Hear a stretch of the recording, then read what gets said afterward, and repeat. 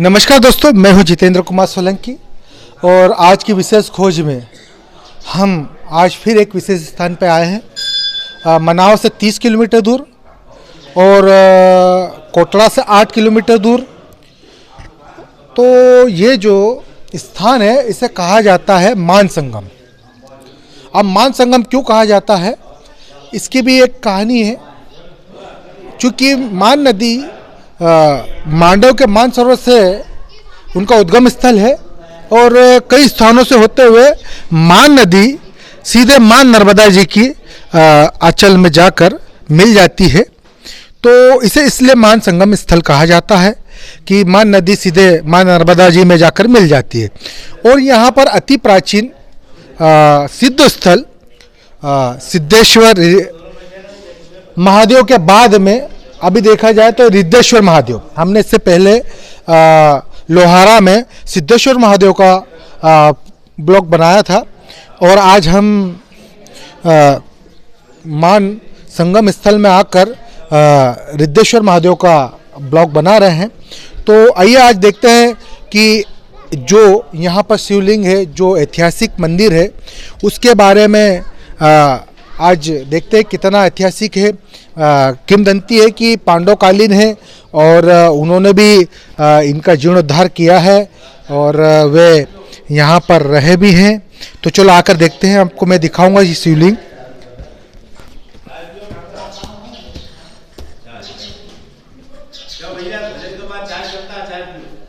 हाँ, ये अब हम आ चुके हैं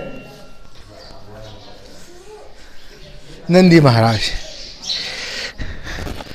आप देख सकते हैं अभी तक जितने भी मैंने ब्लॉग बनाए हैं और मैं जितने भी मंदिरों में गया हूँ या जितने भी स्थानों पर गया हूँ, उसमें महत्वपूर्ण चीज़ अगर कहीं देखने को अगर मिल रही है मुझे, तो अभी फिलहाल जैसे आप देखेंगे नंदी महाराज जी को, जो स्वाभाविक है कि शिवलिंग के सामने होता है और अति प्राचीन, ये हजारों साल पुराना, इसका मैं टाइम नहीं बता सकता और पुरातात्विक एक्सपर्ट भी नहीं हूँ, पर जो है स्ट्रक्चर उसको आप देख सकते हैं और कितना खूबसूरती के साथ इसको इसकी नक्काशी देखेंगे आप बड़े बेहतर तरीके से। मैं दीपक भाई कहूँगा थोड़ा इसको नज़दीक से दिखाएं कि कितना खूबसूरत, और इसकी नक्काशी देखेंगे आप तो ये पूरा पत्थर का है और इसकी नक्काशी बिल्कुल बारीकी से की गई और बड़ी खूबसूरती के साथ इसे गढ़ा गया होगा और हजारों साल पुराना है। तो स्वाभाविक बात है कि धार्मिक महत्व कितना होगा इनका, देख सकते हैं। अब उसके बाद में हम धीरे से अब जाएंगे रिद्धेश्वर महादेव। सिद्धेश्वर महादेव पर हमने बनाया था ब्लॉग। अब रिद्धेश्वर महादेव, ये मुख्य गेट है। ये मंदिर में मॉडिफाई किया हुआ है। मॉडिफाई ये ग्रामीणों के द्वारा और बाबा जी के नेतृत्व में इसको थोड़ा इसका जीर्णोद्धार किया गया है, इसीलिए थोड़ा बहुत अच्छा, बिल्कुल एक अच्छी कंडीशन में मिल रहा है। बाकी ये अंदर से पत्थर का ही है और काफ़ी ऐतिहासिक प्राचीन है, पांडवकालीन है और जो शिवलिंग है वो कहीं ना कहीं स्वयंभू है। अब हम मंदिर के अंदर आ चुके हैं। सारे नर्मदा किनारे जितने भी मैंने मंदिर देखे हैं, जहाँ तक मैंने देखा है, जो शिव मंदिर है, जो सिद्ध क्षेत्र है, वो उन क्षेत्रों में श्री यंत्र आप देखेंगे शिवलिंग के ठीक ऊपर, शिवलिंग के ठीक ऊपर आप देखेंगे, दीपक भाई ऊपर दिखाना जरा, आप देखेंगे श्री यंत्र। ये जो सिद्ध यंत्र रहता है, तो स्वाभाविक बात है कि ये अति प्राचीन तो है ही, पुरातात्विक महत्व से भी इसका बड़ा महत्व है, आध्यात्मिक रूप में इसका बड़ा महत्व है और कई किंवदंतियां भी है, कई कहानियां भी है। तो स्वाभाविक बात है कि हम जब भी आध्यात्मिक दृष्टि से देखेंगे तो रिद्धेश्वर महादेव का स्थान हमें बड़ा महत्वपूर्ण नजर आएगा। और एक बात और विशेष है कि ये संगम स्थल में मां नर्मदा के तट पर जो संगम है, वहां पर रिद्धेश्वर महादेव जी की ये अति प्राचीन स्वयंभू शिवलिंग कई रिद्धि सिद्धियों के दाता हैं शिव। उन्हीं के ऊपर नागराज है। आप देख सकते अष्टधातु युक्त, जैसे अति प्राचीन जो होते हैं, इनकी भी नक्काशी दिखाऊंगा मैं। थोड़ा पास से दिखाएं, जरा जूम कर दें तो ज़्यादा अच्छा रहेगा। ये जो आप देख सकते हैं, आज अमावस्या है, तो स्वाभाविक है कि आज पूजा पाठ और भक्त लोग आए हैं अपनी मनोकामनाएं लेकर। और इस संगम स्थल पर एक महत्वपूर्ण जो स्थान है वो रिद्धेश्वर महादेव जी का। ये जो सारा स्ट्रक्चर, इस पर जो प्लास्टर किया गया है, ये मॉडिफाई किया गया है, ये ग्रामीणों और बाबा के द्वारा इसका जीर्णोद्धार किया गया। बाकी ये पांडव द्वारा बनाया गया मंदिर है, पांडव कालीन है, द्वापर युग कालीन है। इसके साथ में जो महत्वपूर्ण स्थान है वो है संगम स्थल। ये दोनों को देखेंगे आप, रिद्धेश्वर महादेव और संगम स्थल, माँ नर्मदा जी और मान नदी का भी बड़ा धार्मिक और ऐतिहासिक महत्व रहा है। और दोनों का ये वो संगम है, आप समझ सकते हैं कि कितना धार्मिक महत्व का, ऐतिहासिक महत्व से देखे, पुरातात्विक महत्व से देखे तो ऐसा कोई पुरातत्व विभाग द्वारा इनका कोई संरक्षण किया गया हो या ऐसा कुछ इनको संरक्षित किया गया हो, ऐसा कुछ भी नहीं।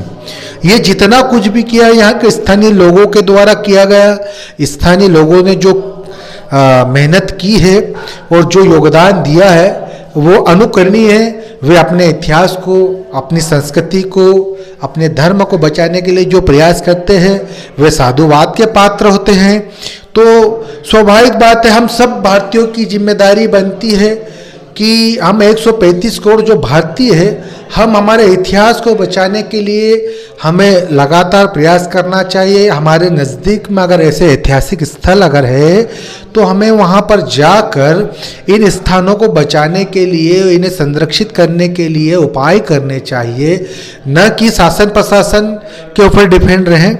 जरूरी नहीं कि वे ही आए, हम सब भारतीय नागरिकों की रिस्पॉन्सिबिलिटी बनती है कि हम बिल्कुल किसी न किसी परिस्थिति में अगर ऐसे ऐतिहासिक महत्व के स्थान हैं तो हम उन्हें चिन्हांकित करें, उन्हें संरक्षित करें, सुरक्षित करें, ताकि हम हमारे इस इतिहास को पूर्ण रूप से आने वाली पीढ़ी को दे सके। मैं फिर बार बार कहता हूँ कि जिसका इतिहास नहीं उसका भविष्य नहीं। तो हमारी आने वाली पीढ़ी को हम कैसा इतिहास देंगे, कैसा भविष्य देंगे, ये हम पर डिपेंड करता है। तो ये हमारी धरोहर हैं, ये हमारी सांस्कृतिक है, पौराणिक, आध्यात्मिक, वैदिक काल से जो मंदिर बने हुए हैं, जो स्ट्रक्चर बने हुए हैं, उनको आप देखेंगे तो आपको जो आत्म शांति का जो अनुभव होगा, जो आपको यहाँ पर आत्म शांति का जो अनुभव लगातार आप अगर आते हैं तो आप बिल्कुल आप यहाँ पर अनुभव करेंगे। इस विषय में एक अनुकरणीय शांति है यहाँ पर, बिल्कुल शिथिलता के साथ आप स्थिर रूप से आप अगर सोचेंगे तो यहाँ अध्यात्म कण कण में विराजित है। मैं आपको थोड़ा बाहर की लोकेशन दिखाऊंगा कि ये मंदिर की लोकेशन कैसी है, कि प्राकृतिक, नेचुरल और आइट साइड जो है प्राकृतिक सौंदर्य से भरपूर है, पेड़ पौधे, और नीचे माँ नर्मदा जी है। मैं थोड़ा सा आपको यहाँ से लोकेशन दिखाऊंगा। ठीक पास में हनुमान जी का मंदिर भी है। ये इसका पिछले साल ही जीर्णोद्धार किया है, महाराज जी ने बताया था। तो बड़ा खूबसूरत एक मंदिर बनाया है, ग्रामीणों के द्वारा जीर्णोद्धार बाबा द्वारा किया गया था नए मंदिर का। तो साथ में हनुमान जी का भी मंदिर बना है बड़े खूबसूरती के साथ। उनकी देखिएगा आप, बड़े गौर से देख लिए, नक्काशी और खूबसूरती के साथ में उन्हें हनुमान जी का जो श्रृंगार किया है वो बड़ी खूबसूरती के साथ में। तो ये माँ नर्मदा के तट पर जो संगम स्थल है, इस संगम स्थल का महत्व कई गुना बढ़ जाता है, दोनों चीज़ें एक साथ हो जाती है। तो स्वाभाविक है कि यहाँ से आप देखेंगे प्राकृतिक सौंदर्य। यहाँ से ये पहाड़ी पर है रिद्धेश्वर महादेव, उसके ठीक नीचे माँ नर्मदा जी है।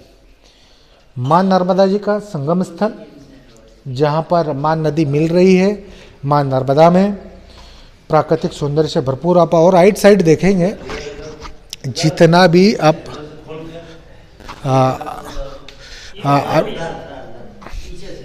पीछे भी बता रहे हैं, तो थोड़ा सा इधर से नेचुरलिटी के साथ में हम लोकेशन देखते हैं।